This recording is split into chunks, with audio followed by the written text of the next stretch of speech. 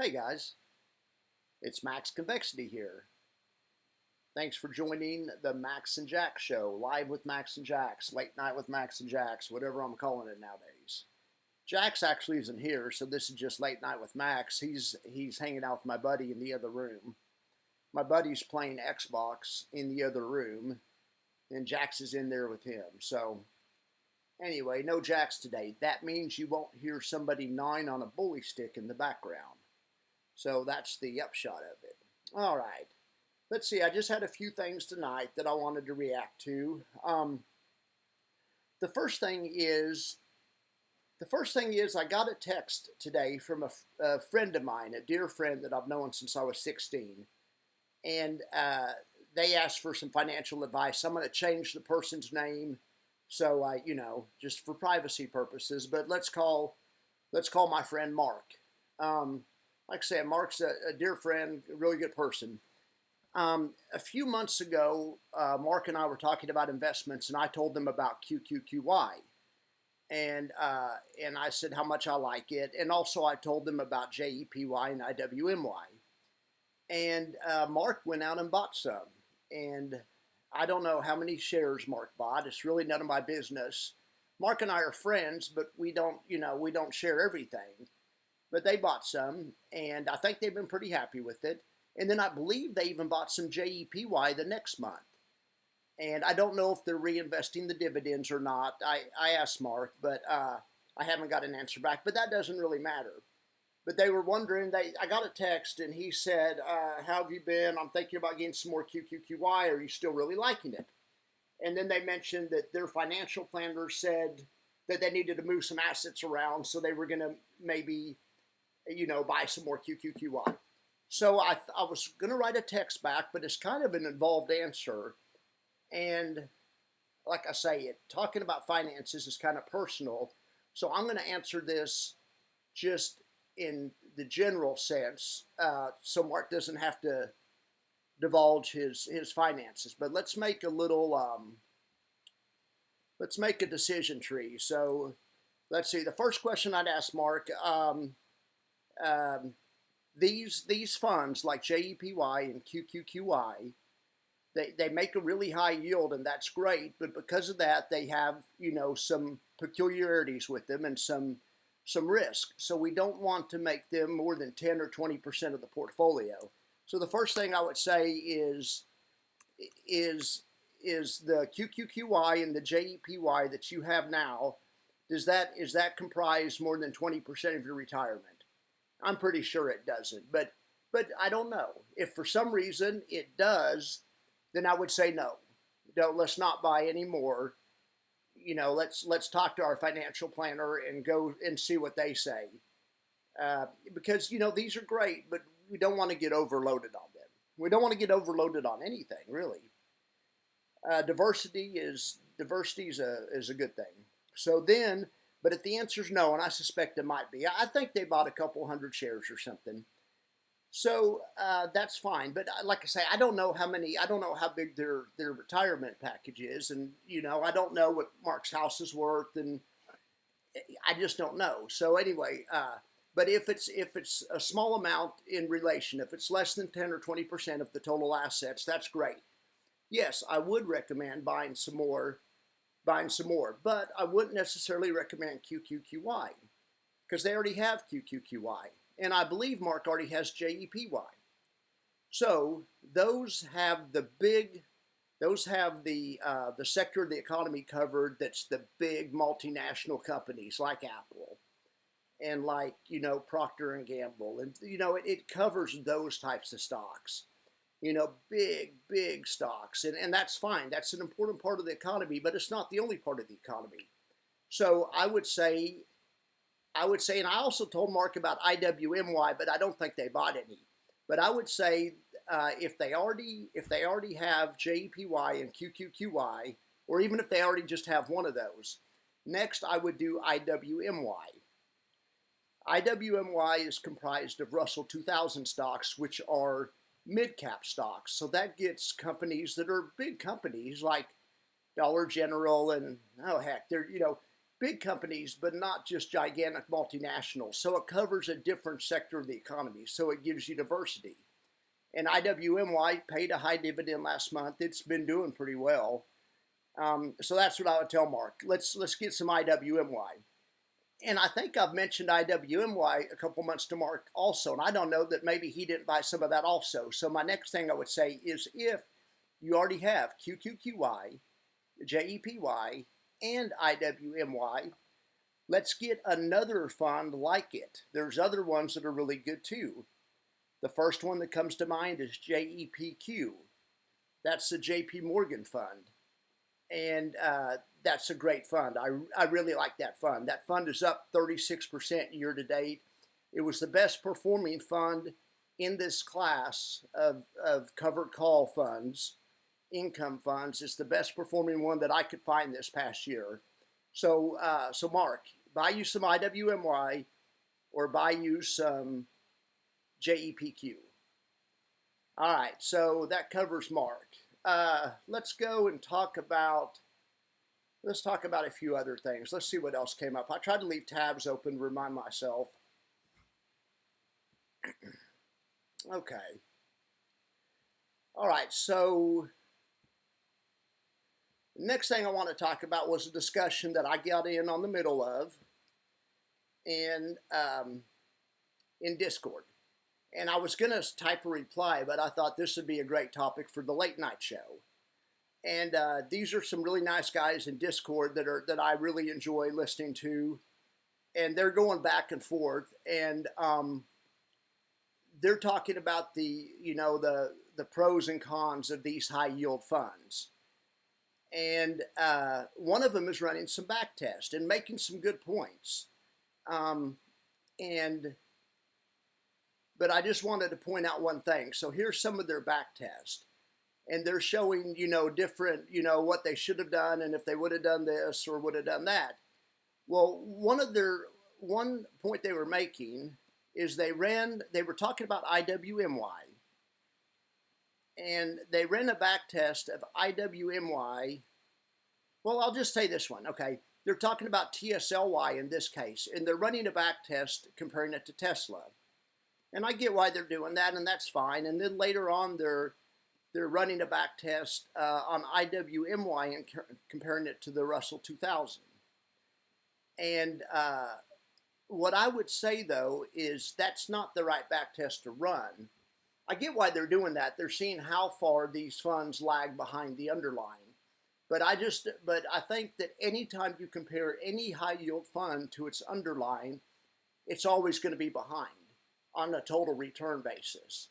There may be a month when the market's down real big and these high yield funds outperform it over a short period of time because these high yield funds do better in down markets and sideways markets. But over any period of time, any longer period of time, 6 months or a year, the market drifts up and the high yield funds are always going to be behind. So the only thing I wanted to add to the conversation is it's not the right back test. Let's compare IWMY to another fixed income type investment. These, just because IWMY and QQQY and JEPY, just because they are tied to equity indexes, they are not equities. So they are not growth investments. They are more comparable to a bond fund, or even a CD. They're you can't compare it. It's like saying who's the better football player, Tom Brady or Taylor Swift? Or it's like saying who's the better singer, Tom Brady or Taylor Swift? It's just no comparison. It'd be like saying, what's better to dig a hole with, a shovel or a spoon? What's better to eat dinner with, a shovel or a spoon? You can eat dinner with a shovel, and you can dig a hole with the spoon, but you wouldn't want to compare them. It's not a fair comparison. So I did some back tests for these guys. And one thing I wanted to give these guys props on, I hadn't been on this dividend channel site yet. This is a great site. You can go back and back test how different investments would have done over different time periods with dividends reinvested. Anyway, so I use this to try to make my point, and I was going to post these to the Discord tell them my opinion, but I figured I would just talk about it here. So, all right, so let's do like a more serious comparison, and let's compare. They were also talking about JEPY, which is the S&P High Yield Fund. So let's compare, instead of comparing JEPY to the SPX, here, I'll do that. We'll just do it to prove my point. JEPY has only been around for a few months, but let's see here. All right, so this test goes the time the JEP's been around. I think September 1st of this year to December 31st of this year. And let's compare it to the underlying, which would be the SPY or the SPX, however you want to look at it. Okay, well, guess what? The underlying wins. Well, yeah, the underlying wins. The underlying's always going to win. That's not a fair comparison. That's the shovel and the spoon. That's Taylor Swift and Tom Brady. You know, it's not a fair comparison. But anyway, it does, you know, that's what we would expect. And I can also show you over a short time frame, October was a terrible month for the market. What do you bet if we made it go from October 1st to October 31st, or we'll make it till October 27th, because that was the bottom of the market. So we'll make it go, that was a bad period of time for the market. These high yield funds probably did outperform, you know, the SPY in that time frame. Let's see. Sure enough, what do you know? See, the high yield funds do better because they're selling options. When you sell options, it buffers the downside and it buffers the volatility. The problem is, of course, it also buffers the upside. So that's why over any longer period of time, of course, the you know, high yield fund is always going to underperform just a regular growth type situation. Okay, but let's make a fair comparison. So JEPY pays a dividend, a nice dividend. It paid like 30%. It's paying at the rate of about 35% lately. You know, so it's a fixed income investment. So let's compare it against other fixed income investments. So I don't know much about fixed income investments. I've mentioned before I hate bond funds. I've never owned a CD. I don't think I've ever owned a bond fund. Maybe indirectly in a retirement account, you know, a 60-40 account or whatever, but I just don't like them. So I had no idea what the best bond fund in the world is. So I went to Google and I went to Morningstar and I looked up the best bond funds, the top Morningstar rankings. And then I picked out some companies. I like PIMCO is a really good company. I know because when I used to be a stockbroker, I used to sell their stuff. PIMCO's good. So, you know, that's the top one on the list. So let's test JEPY against PIMCO. So that's PTRAX. So let's see. Granted, JEPY's only been around for a while, so this is not, you know, not going to be a real big comparison, but we're going to test JEPY for the time it's been around, which is, I think, September 1st, sometime around there, to December 31st, you know, year in, and we're going to compare that against this badass, you know, 4-star rated PIMCO bond fund. Let's see what happened. Well, what do you know? JEPY won. Okay, and okay, so the too long don't read of this is I tested it against a lot of these funds, like 5 or 6 of them. JEPY won every time. And this with dividends reinvested, you know, but everyone, a lot of people are saying that, you know, these high yield funds are a bad investment, blah, blah, blah, but they aren't. They don't understand. JEPY is a really good investment. And so is QQQY and so is IWMY. They aren't for everybody, but they're really good, and they compare very favorably to other fixed income. Let's pick out another company. I mean, what about the I tried to get ones that were like aggressive bond funds, that were like high yield funds. Like, you know, I didn't try to just pick the worst, lowest performing bond fund I could find. Let's see, let's go. And I didn't use tax exempt funds because that's not a fair comparison because JEPY's not tax exempt. And I think JEPY would beat it, but you have to factor in taxes. They're different situations. So let's go, let's see. I got another one here that yeah, high yield. Let's pick out this PGIM high yield, you know, because the JEPY's a high yield type situation. So let's try to find a high yield one here. So this one even says high yield. So PBHAX. Let's see how it does compared to JEPY.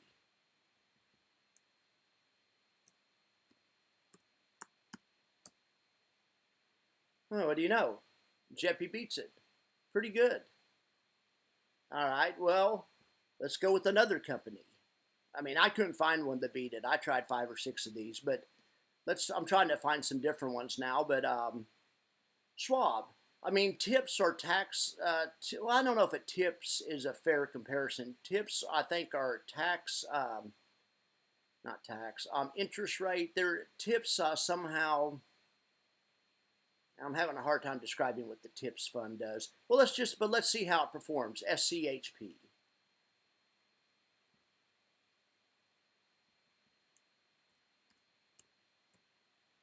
Maybe it'll beat it. I haven't tested yet. No, Jeppy beat it. What is it, tips? I should know what tips. Inflation protected. That's what IP stands for. So somehow they try to lock out the effects of inflation from you, because inflation causes interest rates to go up, which hurts bond funds. It hurts the bond fund's net asset value. So let's do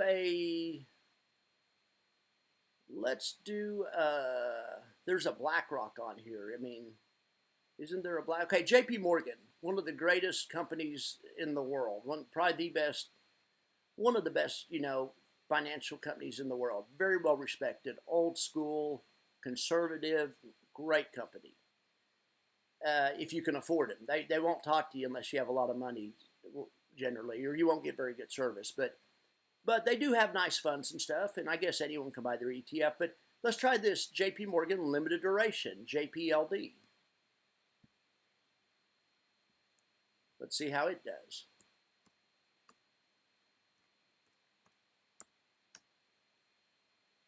All right, well, it loses. Like I say, I couldn't find one that beats it. I can't think of a better fixed income investment. In the whole time I've been in finance, I've never seen an opportunity. And it's not just QQQI and JEPY. It's the whole sector. It's also the JP Morgan covered call funds and the Global X covered call funds. I like the QQQI and the JEPY more than the Global X ones, but they're all good. So let's do this. Let's compare JEPY with JEPI. JEPI is a JP Morgan covered call fund, and it's very well regarded. It's a great fund. There's nothing wrong with JEPI. So let's see maybe if JEPY can beat JEPI. Let's see who wins here.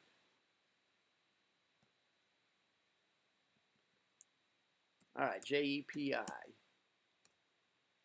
Oh, JEPY wins again. We know why this is. I started my YouTube channel 2 months ago, and that's all I talk about is the reason these funds are so badass. And the reason, particularly the JEPY and QQQI and IWMY are so badass is because they use daily options. Daily options give you more protection on the downside, and they also give you the potential to earn more income. But the downside is they also not cap your upside, they also limit your upside to a greater degree. So JEPI, the JP Morgan fund, uses monthly options. There's nothing wrong with monthly options. I just prefer daily. Monthly options don't get as much income, and they don't give you as much downside protection, but they do perform better in bull markets. But anyway, so just in the short time JEPY has been around, I can't find one that's better. Let's try another covered call fund. Let's try QILD. A lot of people have Global X. Or we'll try XYLD because that's related to the S&P. Oh, look at that. JEPY wins again. Okay, well, some people say it's not fair to compare funds that are based on the S&P to funds that are based on the NASDAQ because the NASDAQ generally goes up more. It has more volatility, so it has more upside.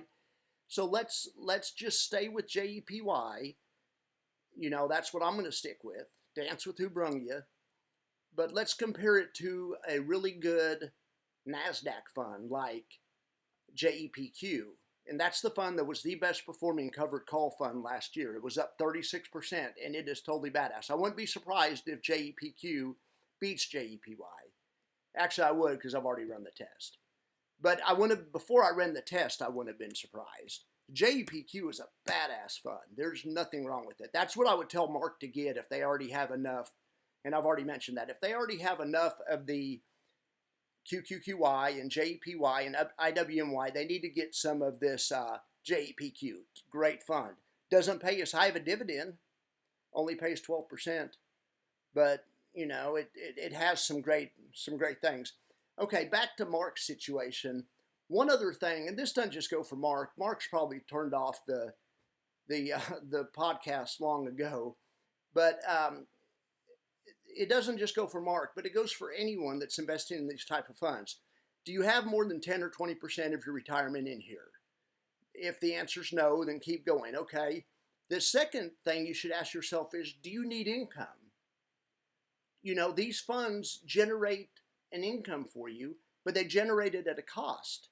The cost is, if you had your money in regular type growth investments, you would make more money over the long term. So if you don't need income, you know, and I didn't ask Mark this, it's kind of personal, but it depends on if they need income or not. If they're fine on income, you know, you might want to just think about keeping this in some type of regular, growth stock. Talk to your financial planner and put it in something, regular. But yes, if you need income and you don't already have 20% of your money in these types of funds, I think any of these funds would make a great option, either JEPQ, JEPY, IWMY, or QQQY. All right, well, that's enough for the for dividend growth and stuff. That's probably a little bit of a boring subject, but in the comments, I know that I don't know anything about fixed income. So somebody tell me that's your favorite fixed income investment. Tell me a fixed income investment that can beat JEPY. There's probably out there. I just couldn't find any of them. But like I say, I'm open to suggestions. People just don't realize how badass these funds are, these daily option funds. They just don't realize. Look at this one. This one was only open for 4 months, granted, but an annualized percentage. Look what this is saying, annualized gain, and this with dividends reinvested, but both of them are with dividends reinvested. The annualized gain on JEPY is 20%. I mean, that's really good for a covered call fund. I mean, that's really good. Anyway, all right, but like I say, I'll take suggestions on other things to test it against. All right, this was a really bad article in Seeking Alpha. I don't even want to talk about it. Some stuff you read about these funds, the people just they're talking about eating dinner with the shovel or digging a hole with a spoon. They just making terrible comparisons. And the guys in my Discord are great guys. I'm not throwing shade at them. They were having a legitimate, discussion about the pros and cons. But then also somebody else in Discord posted this article, and it's just a terribly biased article. So anyway, I'm not even going to talk about that. I get a lot of ideas from my Discord. There's some really great guys in there. All right, let's see what else we're going to talk about tonight. Let's see. Let's answer some subscriber. Okay. I haven't even looked at these. Here's one about bond funds. So let's see what this is. Okay, this was a short I did the other day when I was talking about when you compare these to a bond fund, it's similar. Well, let's just see what they said. This is why if you need to maintain the principal, a bond fund is inferior to owning a bond. As long as the debtor redeems the principal maturity, you come out ahead. The U.S. Treasury has no sales charge or fund fee. Yeah, okay, well, that's true.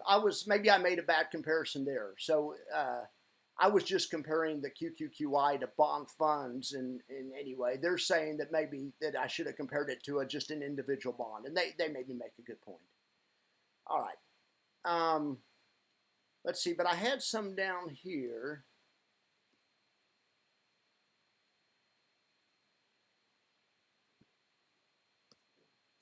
Let's see.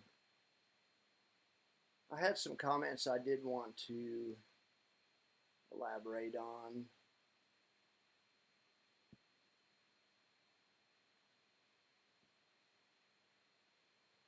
Okay, but I appreciate that last one about maybe I should have compared it to an individual U.S. Treasury and not just a bond fund. So, of course, but this is a stock fund, so I thought it was fair to compare it to a bond fund because if it was maybe an individual stock and I could compare it to an individual bond, but this is a stock ETF, so I was comparing it to bond ETFs. The essence of my short was that there's no free lunches. That when you invest in bond funds, or even bonds for that matter, when interest rates go up, it's good news, bad news situation. It's good news because as interest rates go up, the bond funds, as their bonds mature and they buy new bonds, they get to participate with the higher interest rate. So that's the good news that interest rates are going up. The bad news is as interest rates go up, it has an inverse relationship with the bond's value. It makes the bond's net asset value go down. Same thing though, if interest rates go down, it makes the bond's net asset value appreciate. But at the same time, as the bonds mature and the bond fund has to buy new bonds, they're having to buy them for the lower interest rate. So it's always a give and take with investing.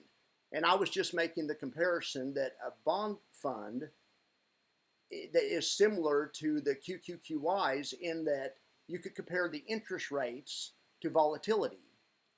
In the QQQY, when volatility goes up, and that happens when the market's going down. So when volatility goes up, that's like interest rates going up. It's good news for the QQQY because as they sell new puts, and they do it every day, they get to participate at the higher volatility level. So that's great news. But you don't get any free lunch. Volatility going up also makes the net asset value of whatever they're writing puts on go down at the same time. I'm just trying to make the point that it's a give and take. But like I say, I should have compared it with an individual U.S. Treasury. They're just saying that U.S. Treasuries would be a better comparison. So, point taken. All right, let's talk about some other stuff here.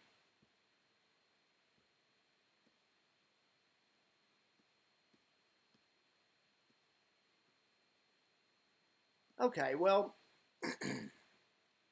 here's a question I get all the time. It says, Max, if this month ends up being terrible, and they're talking about in the QQQYs and IWMYs, we've had like 3 out of the last 4 days have been losing days, and a couple of them have been big losers. And they're saying if the month keeps going like this and there's no profit, do you think they'll give us return of capital or nothing? And I said that I'd be fine with them giving us nothing. The way I look at this, they're investing for us, and if they don't make profits, I don't want them to give us anything. And I've heard Retire on Dividends say the same thing. I wouldn't expect anything. That's fine, but during good months, like they've had in October and November and December, they give us these big, juicy, payments, and I'm fine with that. Unfortunately, though, I think in a bad month, they're still going to pay us something, because I think they'll still pay us something, but I'm not sure about that. Let me know you guys' opinion on that. But I do think they'll pay us something. People don't realize this, but when you sell puts, you make money every day. Even if you have to buy the puts back, you may not make net money, but you're making money. When you sell a put, the premium is yours to keep. Jay explained this on his interview with the coach, and it's kind of a hard concept to get your brain around. It's kind of hard for me to get my brain around, but there is still income even when they're having to buy the puts back for more. So I do think they would probably figure out how much they made, even if it wasn't net, it was gross, and they would give us some of that. And maybe it would come out of return of capital. I don't know. That's a real controversial subject. I'd like to hear what you guys think on that. I just told him, heck, I didn't know, and I talk about it tonight on the Tonight Show. I said it's complex. And I said, but the too long don't read is yes, I believe they will pay out of capital at that point. They'd give us some of our own money back. There's an advantage to that, I guess, according to some people, because it's favorable for your taxes. And other people say, I don't want my own money back. I'm not going to pay somebody a charge to give me my own money back. And I totally get that too. And I don't want to get in the middle of that one right now. That's a sticky sticky subject. I'm going to take questions live when I play this. And please put in the comments as you're listening to this what you guys think, and we can discuss it. All right. I really appreciate you guys. All right. So let's just do this. Let's look at stock index futures. Well, let's talk about today in the three indexes. Okay, 2 out of the 3 lost, but they weren't huge losers, but they were still losers. Here's NDX. Here's the profit box. So we needed to land somewhere in the profit box to make money. We're in the profit box right till the last hour, then fell out of it. Didn't lose a whole lot of money, but still, after the past couple of days, it was still a loss. Lost 800,000, which is nothing compared to 2 million the day before or 4 million the day before that. So it hasn't been a great month so far, but let's look at JEPY. JEPY lost 124,000. Not great. But this is why you diversify. And this is why I told Mark, if they have JEPY and QQQY already, get you some IWMY just for the sake of diversity, and it covers different parts of the economy. IWMY made $390,000 today. I have that the wrong color. I didn't mean to make that red. Let me fix that real quick. So 1 out of 3 winners today. All right, so now let's look at futures and see what we're doing right now. Try to see how we're going to open tomorrow. I haven't even checked them yet. This could be scary. Okay, here's NASDAQ futures. They're flat. They're up a nickel, or 5/100ths of a point. That's nothing. S&P's up 1/10 of a point about. Russell's the strongest of the 3, just like it was today. It's up 15/100ths of a point. So it's too early to tell. All right, so now I'm going to do, now let's talk profit boxes. I haven't done the math yet on these. So now Jax is back in the room. Hey, Jackson. I think he's going to eat his food, so you'll probably hear him eating his food, so that's typical. He always, as soon as I start doing the show, he likes to either chew a bully stick or eat his food. All right. I guess he got tired of watching my friend get his butt whipped in Mortal Kombat. Let's look over here at the Defiance website, and let's see about our option positions for tomorrow. This is the boring part of the show. Not like the rest of the show was exciting. But if you guys don't care about the profit boxes and the options for tomorrow, now would be a good time to turn off. I'm sure I'm lost Mark. I bet Mark's long gone. I will follow up with a phone call and a text to Mark and tell him what we discussed. But it all comes down to, do you already have more than 10 or 20%? If so, stay away. Do you need income? If not, stay away. But if you need income and you don't already have 10 or 20%, heck yeah. And then at that point, let's diversify within the class of fixed income investments. All right, just to recap what we talked about. So, okay, I'm going to do these just as quick as possible. So Defiance ETS, we're going to go over here. We're going to start on IWMY. I don't know if they have their spreadsheet situation fixed out. If you guys have been watching my show every night, you know that they used to put the sheets in intraday trades. Last I heard, they haven't fixed it yet. No, they haven't. I think they may be going with the new system. I have a feeling they're just consolidating the trade and showing it to us right here. So this is current. This is an option for tomorrow, the 5th. And they sold, that's the 1975 strike. They sold it 525 times for $24.70. So all I got to do is go, it's the same strike as yesterday, 1975. Same amount of contracts as yesterday. They sold it 525 times. And what was 1970? 1970. All right. Now all I got to do is do my calculations. Give me just a second.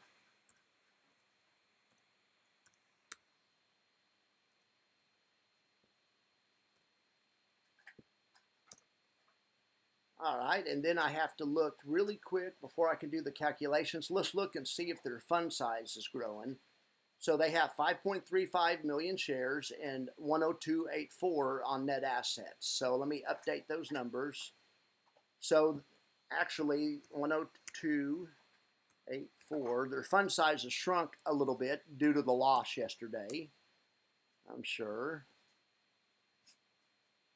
Hey Jackson, what are you doing there, buddy? Now he's sitting up here in bed with me. Good boy, Jackson. Thank you. Can you please sit down and behave? Jax is like, how come you started the show without me? The show's called Late Night with Max and Jax. You can't start without me. All right, so let's see. Share count remained the same. The assets under management went down a little bit. Now all I have to do is copy and paste, and then we can talk about what we're doing for tomorrow.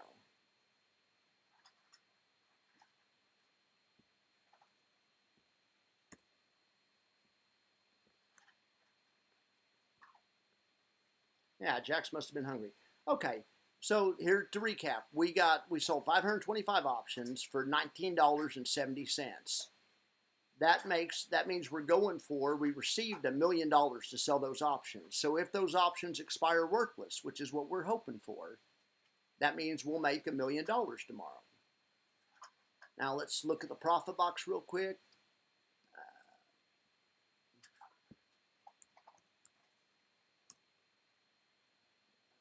Oh, typed in the wrong thing.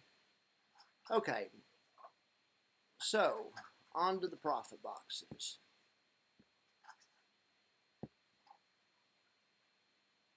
So I start up here at 1975 because the top line is where the max profit is, and the max profit's the strike. The strike was 1975, same price as yesterday. So the box is going to be the same location on the chart. Now, depending on how much premium we got for the option today compared to yesterday, the box might be taller or shorter. So we got $19 for it, so I have to do it like this.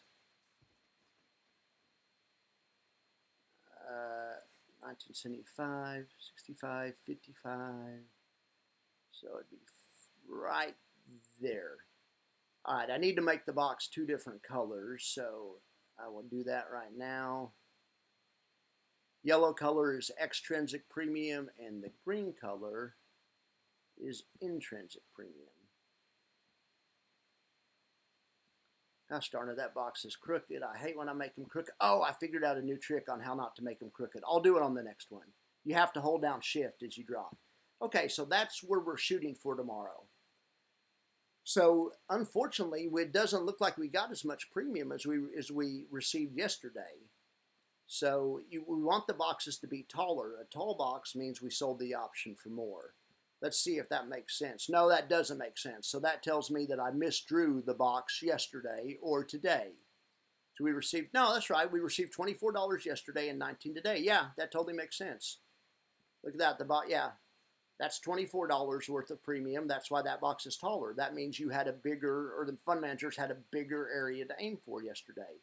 Tomorrow they have a little bit of a smaller area. Because the market stabilized a little bit, as the market stabilizes or goes up, the premiums shrink.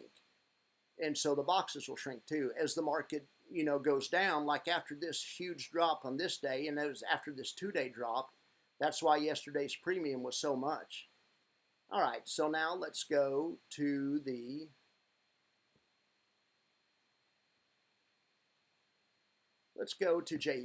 I'm trying to do this as fast as possible. I realize this isn't very exciting for you guys. All right, so the first thing we have to do is get shares outstanding and net assets. So it's 585 and 104. I thought that was the last amount, though. I thought those were the last numbers. Anyway, 5850000. And then I already forgot. What was it again? It was 104, right? 104.14.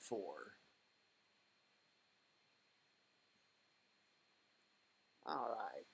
So their assets under management shrunk a little bit due to the trading loss they had yesterday.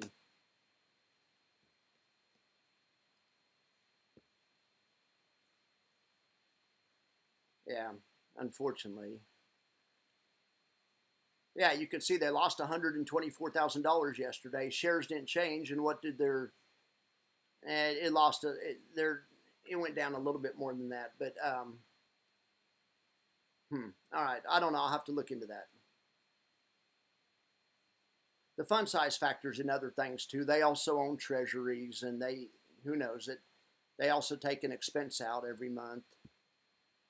All right, so let's go over here and see. Wait a second here. First thing I have to do is fix this situation that I have to do every night.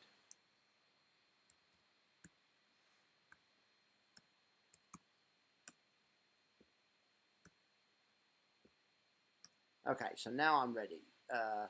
So now we look here and we see what the trades say, what the positions say. So they have an option. Holy cow. They don't have today's option yet. See, this option right here expires the 4th. They don't have an option expiring the 5th. This option is already expired and they don't have anything up yet. Let me check the intraday trades just to make sure. That's one less you guys have to sit through. Now they got this one fixed. Look at this. Oh my gosh. I can't wait to tell the people in Discord. They're going to be so happy. Okay.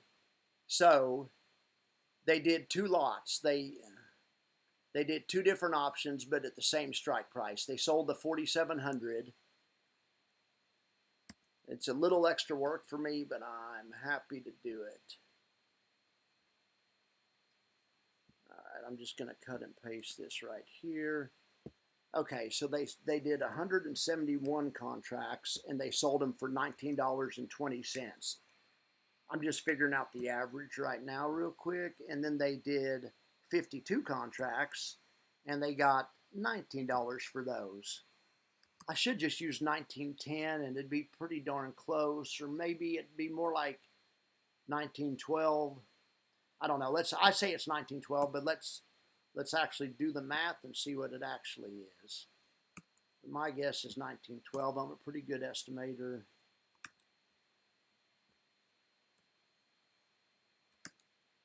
Nope, I didn't mean to do that. That's not what I wanted to do.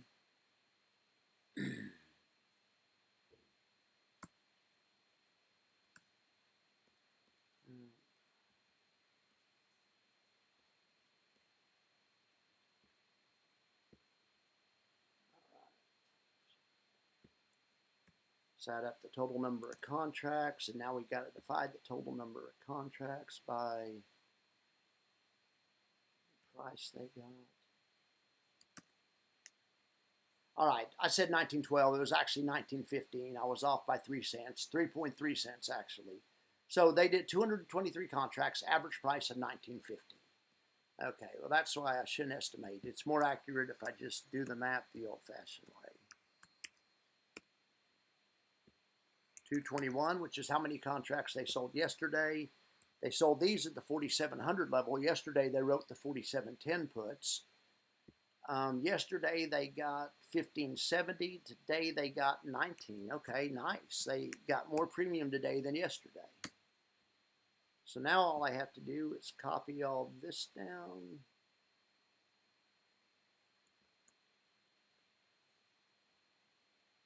And then copy this across. I'm going to put it, let's see. Okay. Copy this across. Okay. That's not right. That's not right.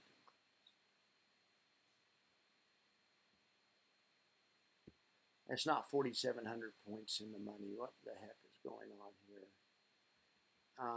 Let's just write, okay, 0 for that. That's what it is. I have to do.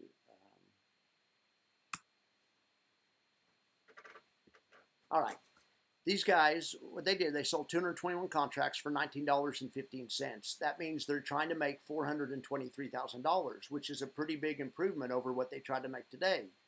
They only tried to make 350 today, and they ended up losing 124. But anyway, today they're going for 423,000, or tomorrow they are. Okay, so one more to do. I'm trying to do these as fast as possible. Oh, shoot. Try and do these as fast as possible. I'll do the profit box in my own time. That's not that big of a deal. That's just mechanical to draw the profit box. Let's do this last one, and I'm going to let you guys get back to your family. Like I say, please ask me questions. I'll be on answering questions live. I love to sit here and answer questions.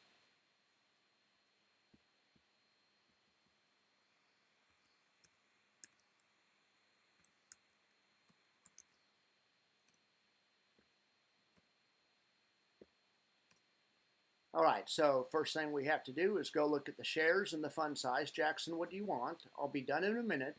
I'll take you outside.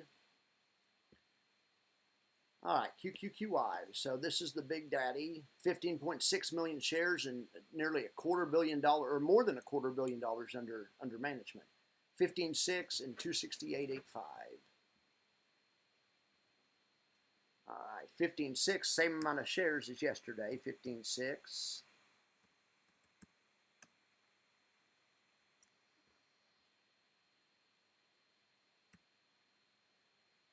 All right, 15.6 million shares. And I already forgot the number. It was 268 something. 268. 1.5 or something. 268.85. All right. 268.85.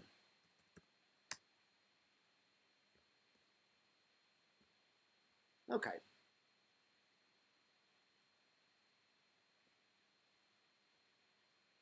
Now let's look and see what the trades were.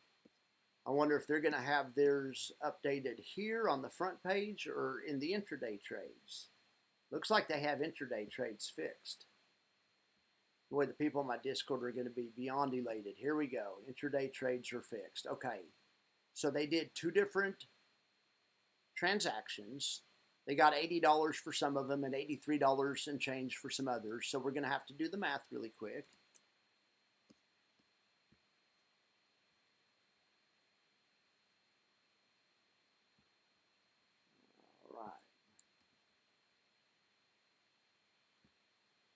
All right, they sold 84 of them for $80.72, and they sold 80 of them for $83.58. So now I just have to work this math out.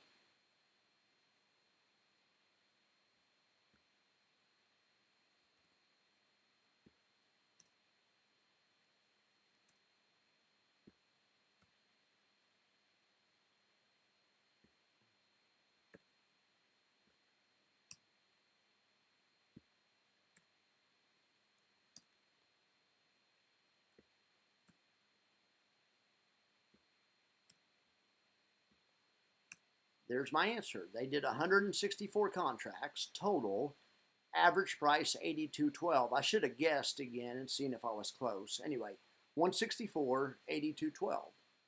So I'm going to write 164 right here under the contract sold. Strike price is 16,330. 82.12 is how much they received for writing these. You can see compared to yesterday, they received 76. The day before, they received 63. The reason this number is going up is because volatility is increasing as these things, as the market's decreasing.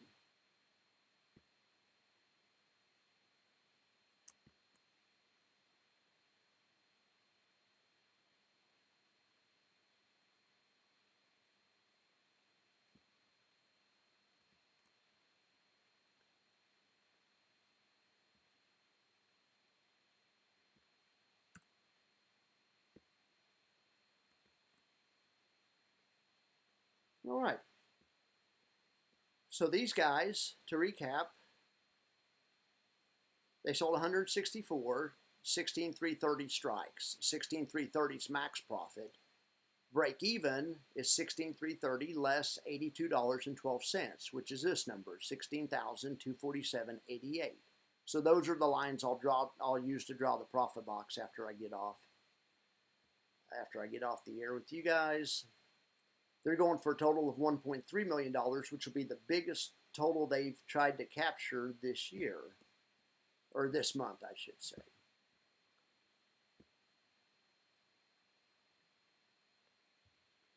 That'd be a capture percentage of 0.5 point. That's a pretty big one if they can get it. Hopefully the market will stabilize and turn around tomorrow and these guys will get it.